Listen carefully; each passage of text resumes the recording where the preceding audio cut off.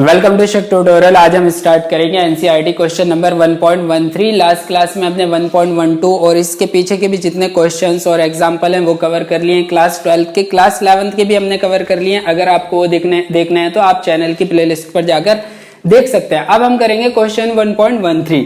अब ये जो क्वेश्चन नंबर 1.13 इसमें जो डेटा यूज हुआ है वो क्वेश्चन नंबर 1.12 का यूज हुआ है। ये यहाँ पे लिखा हुआ भी है एक्सरसाइज 1.12।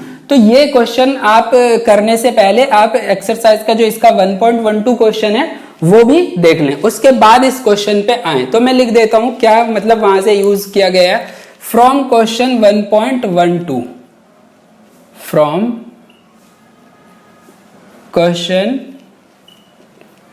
1.12 क्या क्या यूज किया गया। वहां पर दो चार्ज थे। वहां पर एक चार्ज था QA, वो इक्वल टू था किसके, QB के, और उसकी वैल्यू कितनी थी, Q की वैल्यू थी हमारी 6.5 इंटू 10⁻⁷ कूलम। और इन चार्ज के बीच के जो डिस्टेंस थी R, distance between the charge कितनी थी, R is equal to 50 centimetre. 50 centimetre को हम किस में चेंज करेंगे, मीटर में, क्योंकि हमें सारी यूनिट किस में करनी है, SI में। तो 50/100 ये किस में हो गया, मीटर में। इसको हम कैसे लिख सकते हैं, ये 100 ऊपर जाएगा मतलब 10⁻2 ऊपर जाएगा तो किस में हो जाएगा, माइनस में। तो 50 इंटू 10⁻⁻2 मीटर, ये हमारा आ गया।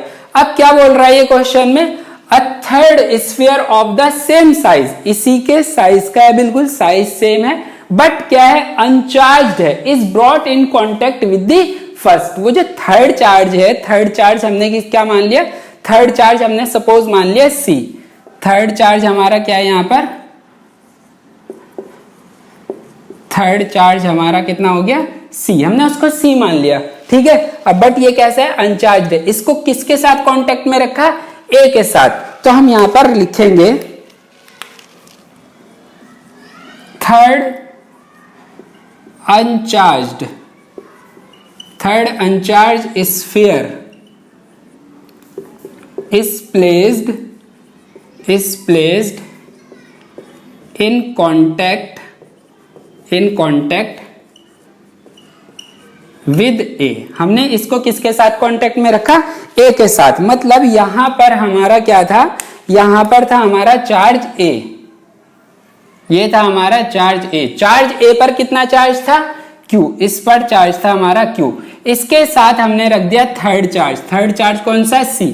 ये कैसा है, अनचार्ज्ड है, तो इस पर चार्ज कितना है, 0 है। अब जब हम इनको कांटेक्ट में रख देंगे तो क्या होगा, यहां पर जब हम इनको कांटेक्ट में रखेंगे तो चार्ज क्या होगा, फ्लो होगा इधर से इधर, क्योंकि इस पे चार्ज Q है, इस पे कितना है, 0 है। और कब तक फ्लो होता रहेगा, जब तक इन पर चार्ज इक्वल ना हो जाए। तो पहले देखते हैं टोटल चार्ज कितना है इन पे, Q + 0, और दोनों पे क्या कैसा डिवाइड हो जाएगा, आधा आधा। तो हम किससे डिवाइड कर देंगे, 2 से। तो इन पे चार्ज कितना आ जाएगा हमारा A और C पर, ये A और ये C, ये A और ये C। A पे कितना आ गया, Q/2, और C पर भी कितना आ गया, Q/2, ये हो गया।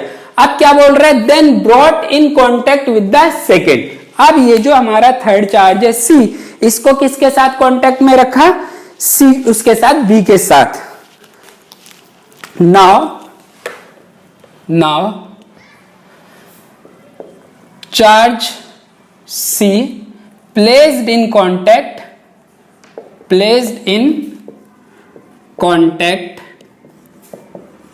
with B के साथ रखा। अब B पे कितना चार्ज था हमारा, सपोज ये है हमारा B पे चार्ज हमारा कितना था, Q, और इसको रख दिया हमने किसके साथ, C के साथ। तो C अब अनचार्ज नहीं रहा, C पे कितना चार्ज आ गया, Q/2, इस पे चार्ज आ गया Q/2। अब ये क्या हो जाएगा, अब देखो इस पर चार्ज है कितना, Q, इस पे है Q/2। तो दोनों पे चार्ज कब तक एक दूसरे पे फ्लो होता रहेगा, हायर से लोअर पे जाएगा, जब तक दोनों का क्या हो जाए, इक्वल ना हो जाए। तो टोटल चार्ज कितना है इनके पास, टोटल चार्ज Q + Q/2 कितना जाएगा, आधा आधा जाएगा दोनों पे। तो डिवाइड किससे कर देंगे, 2 से। तो कितना चार्ज आ जाएगा B पे, और कितना चार्ज आ जाएगा C पे, इक्वल आ जाएगा। इसको हम सॉल्व करेंगे तो कितना आ जाएगा, ये 3Q/4। तो दोनों पे कितना आ जाएगा, 3Q/4 और 3Q/4। तो दोनों पे चार्ज कितना आ गया, 3q/4 3q/4। अब ये जो चार्ज C है B के साथ, इसको क्या कर दिया हमने, हटा दिया। And finally removed from both, A के साथ भी इसको हटा दिया और B के साथ भी हटा दिया। अब पूछ रहा है वो what is the new force of repulsion between A and B। तो फोर्स ऑफ रिपल्शन पूछ रहा है, force of repulsion, force of repulsion between A and B, A and B पर कितना फोर्स ऑफ रिपल्शन है। तो A और B पे चार्ज है कितना, देखो A पर चार्ज कितना है q/2, मान लो यहां पर ये चार्ज रखा है A पे चार्ज कितना है q/2, और ये दूसरा चार्ज है B पे चार्ज कितना है 3q/4, 3q/4, और इनके बीच के डिस्टेंस दे रखी है r = 50 सेंटीमीटर। तो r = कितना हो गया 50 सेंटीमीटर, मतलब 50 × 10⁻² मीटर। अब इनके बीच में हमें क्या बताना, फोर्स बताना। तो किसके अकॉर्डिंग लगाएंगे हम, according to Coulomb's law, according to Coulomb's law, according to Coulomb's law क्या हो जाएगा, F = कितना हो जाएगा, F = हो जाएगा K charge A into charge B upon distance का क्या हो जाएगा, स्क्वायर हो जाएगा। अब देखो चार्ज A कितना था हमारे पास, चार्ज A पे कितना चार्ज है q/2, तो कितना हो जाएगा K तो एज इट इज रख दें, ये तो कांस्टेंट है, वैल्यू बाद में रख देंगे। K इंटू QA, QA कितना है q/2 इंटू QB पे कितना है 3q/4 अपॉन r का स्क्वायर। अगर हम इसको सॉल्व करेंगे तो ये कितना हो जाएगा q इंटू q स्क्वायर और इंटू 3, तो ये हो जाएगा हमारा 3k q² अपॉन में कितना आ रहा है 4 × 8 अपॉन में कितना हो जाएगा r², अपॉन में पूरा चल लिया है r²।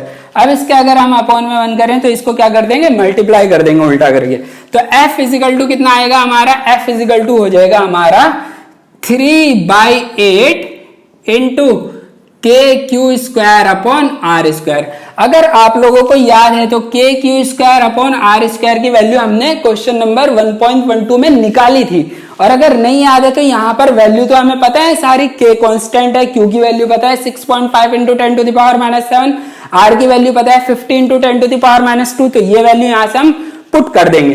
तो कितना आएगा हमारा 3/8, K की वैल्यू होती है 9 × 10⁻⁹, ये कांस्टेंट होता है प्रोपोर्शनलिटी कांस्टेंट, और Q की वैल्यू कितनी है 6.5 × 10⁻⁷ का स्क्वायर, ये हो जाएगा इसका स्क्वायर अपॉन r², तो मतलब 50 × 10⁻² का स्क्वायर। अगर हम इस पूरे को सॉल्व करेंगे तो हमारा कितना आ जाएगा, F = आ जाएगा हमारा 3/8 इंटू 1.5 × 10⁻² न्यूटन। इसको फर्दर सॉल्व करेंगे तो हमारा आ जाएगा 0.5625 × 10⁻² न्यूटन।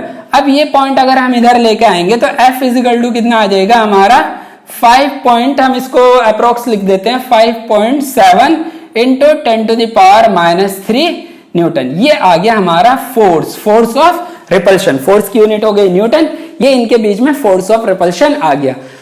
तो ये क्वेश्चन हमारा यहाँ पर क्या हो जाता है कंप्लीट। अगर ये आपको सॉल्यूशन समझ में आता है, बढ़िया लगता है, तो आप चैनल को लाइक शेयर एंड सब्सक्राइब करना ना भूलें। इसी तरह का पूरे एनसीईआरटी जो है हम कवर करने की कोशिश कर रहे हैं क्लास 11th एंड 12th, तो आप जो है चैनल को सब्सक्राइब कर दें तो आपको डेली नोटिफिकेशन मिलता रहेगा।